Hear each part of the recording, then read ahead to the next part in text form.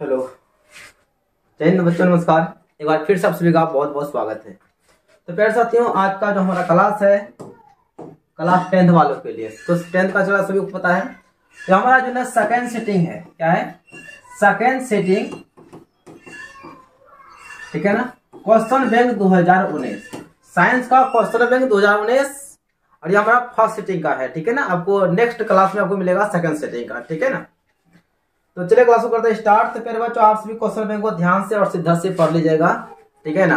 आप सभी को पता है कि आपका 80% प्रश्न जो है आपका क्वेश्चन बैंक से ही पूछा जाता है, ठीक है ना, चाहे आपका मैट्रिक क्लास का हो या फिर इंटर का हो, ठीक है ना। तो चलिए आज का पहला प्रश्न है कि टिंडल प्रभाव, है ना, क्या है?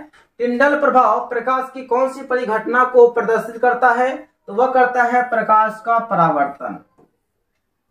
अगला क्वेश्चन है, निम्न में से कौन सा असंतृप्त हाइड्रोकार्बन है? वो हमारा है C2H4। C2H4 ये हमारा असंतृप्त हाइड्रोकार्बन है।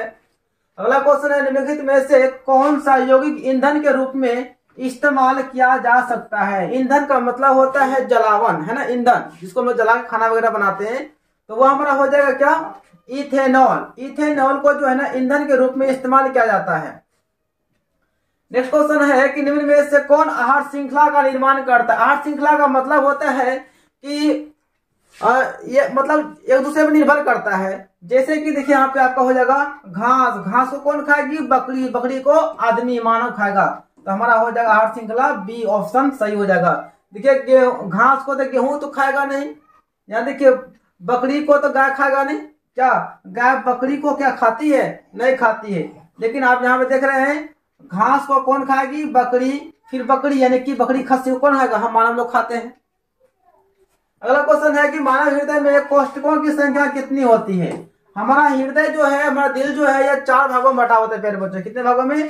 4 भागों में। एक हमारा होता है दयालिन, दूसरा होता है बयालिन, फिर उसके बाद क्या होता है? दयानिलय, फिर बयानिलय होता है। यानी कि हमारा हृदय जो है ना 4 कोशिकाओं में बटा होता है। अगला क्वेश्चन है, रासायनिक अभिक्रिया के दौरान किसी पदार्थ में ऑक्सीजन का ह्रास कहलाता है? ऑक्सीजन का ह्रास का मतलब होता है ऑक्सीजन निकलता है। जब ऑक्सीजन निकले अथवा हाइड्रोजन शामिल हो उसको हम लोग क्या बोलते हैं? अपचयन अभिक्रिया कहते हैं। ऑक्सीजन का ह्रास होना और हाइड्रोजन का आना हमारा होता है अपचयन अभिक्रिया होता है। अगला क्वेश्चन है कि आधुनिक आवर्त सारणी में समूहों की संख्या क्या है? समूह का मतलब होता है प्यारे बच्चों वर्ग। यानी कि आधुनिक आवर्त सारणी में समूह कितने होते हैं, अर्थात तो वर्ग कितने होते हैं?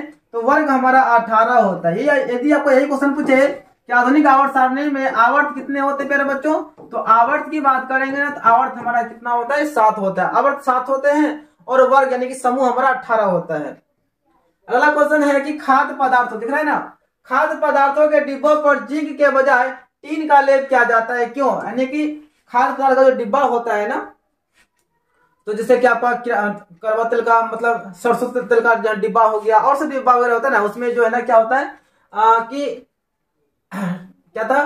खाद्य पदार्थों में के डिब्बों पर जिंक के तुलना में, यानी जिंक के बजाय उस पर जो है ना टीन का लेप किया जाता है। ऐसा क्यों किया जाता है? इसलिए किया जाता है क्योंकि देखिए टीन की अपेक्षा जिंक महंगा होता है नहीं, टीन की अपेक्षा जिंक का गलनांक अधिक होता है नहीं, टीन की अपेक्षा जिंक अधिक अभिक्रियाशील होता है। बिल्कुल आपका ऑप्शन हो जाएगा सी।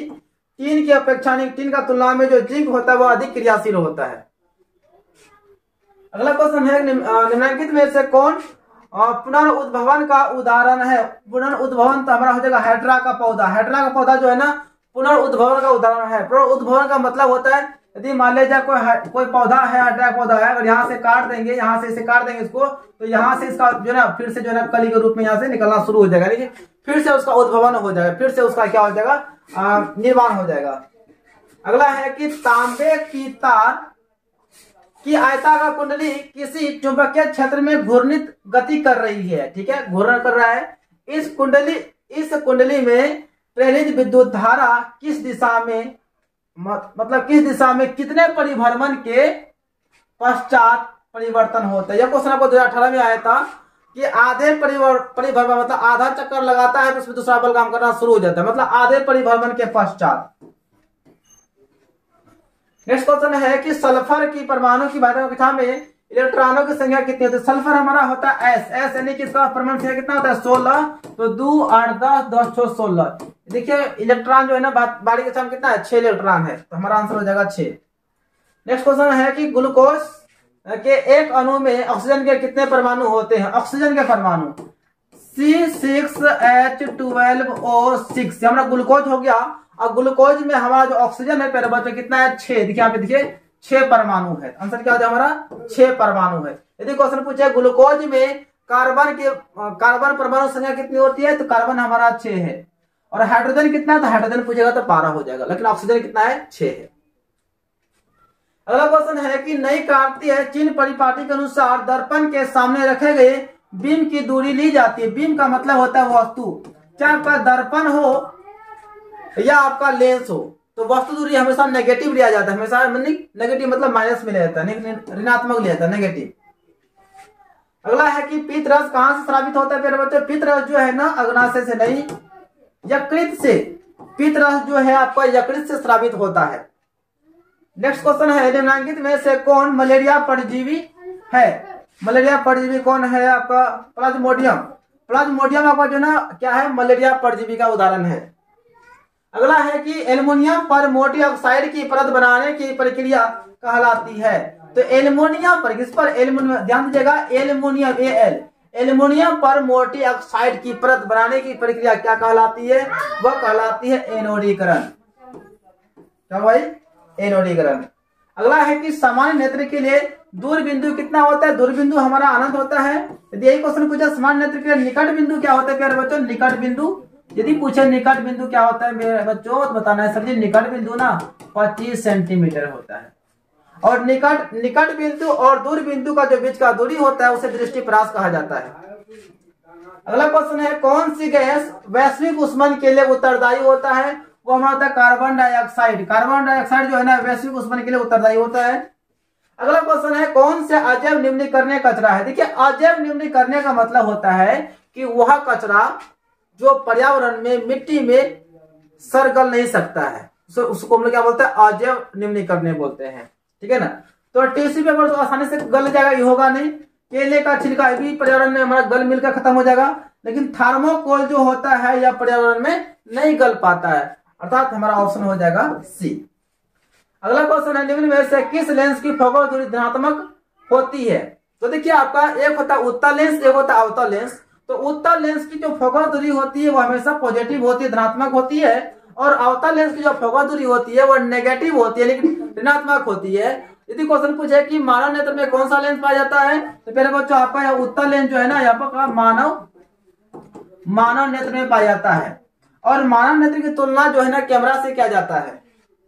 अगला क्वेश्चन है समांतर क्रम में संयोजित प्रतिरोधों की संख्या घटने के उपरांत संयोजित प्रतिरोधों का कुल प्रतिरोध होता है। देखिए जैसे यदि वह समांतर क्रम में है, ध्यान दीजिएगा, समांतर क्रम में संयोजित है तो आपका जो आपका कुल प्रतिरोध होता है 1/r बराबर जो होता है 1/r1 plus 1/r2 plus 1/r3 plus 1/r4। इस तरह से जैसे जैसे इसका प्रतिरोध को घटाएंगे ना, इसका मान क्या होगा? समतुल्य प्रतिरोध जो है ना बढ़ेगा।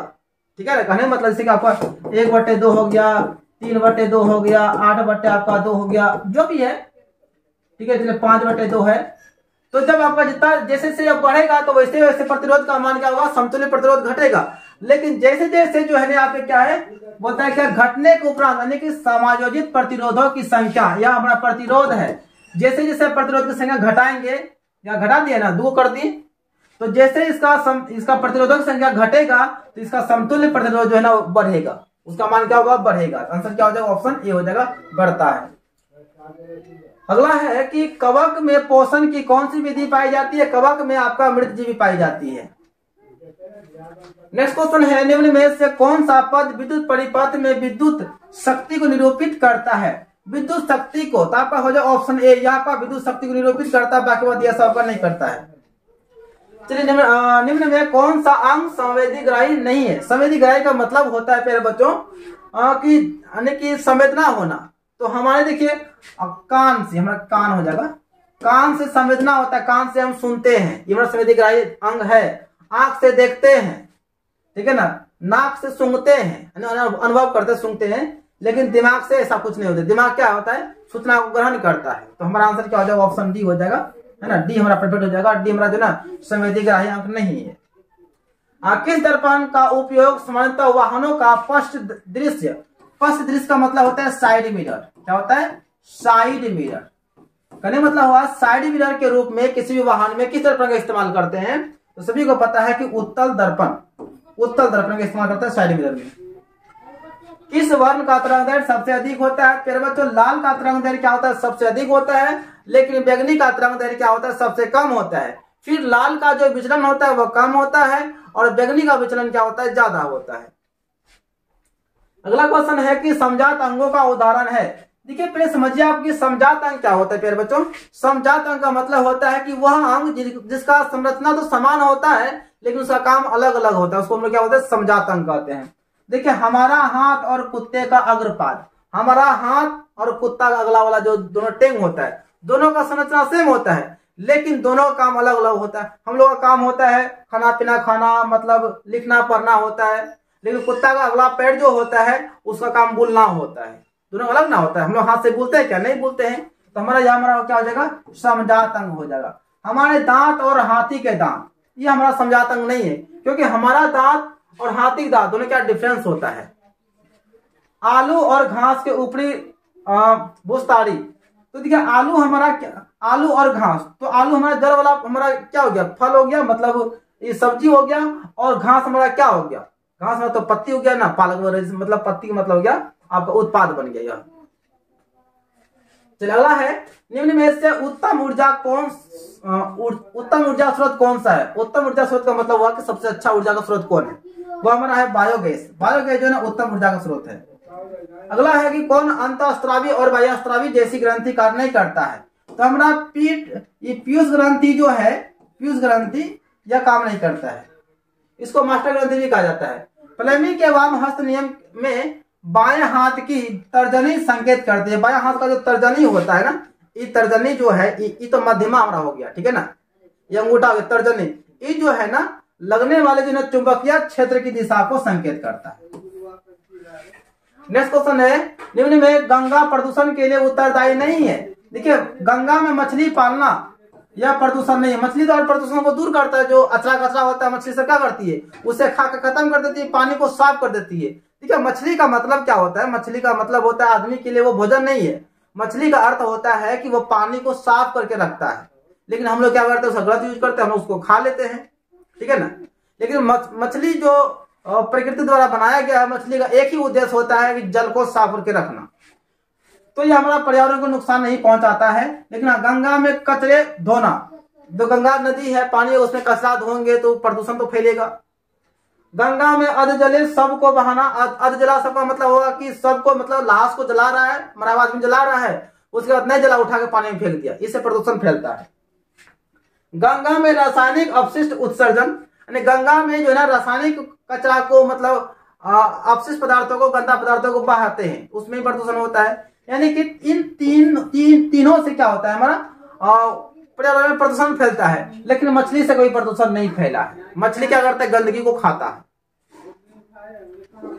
अगला क्वेश्चन है कि पुष्प का नर जननांग कहलाता है, यानी पुष्प का नर अंग क्या कहलाता है, वह पुंकेसर कहलाता है। और पुष्प का जो मादा भाग है वह स्त्री केसर या फिर जायांग कहलाता है।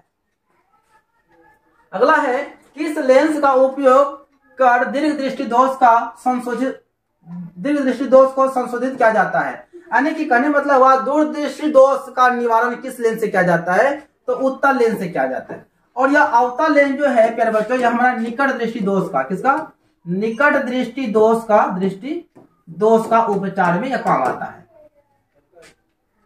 अगला क्वेश्चन है, व्यंजक चूर्ण का रासायनिक सूत्र क्या होता है, यह आपका होता है कैल्शियम, क्या है, कैल्शियम हाइपोक्लोराइड, CaOCl2 हो जाएगा।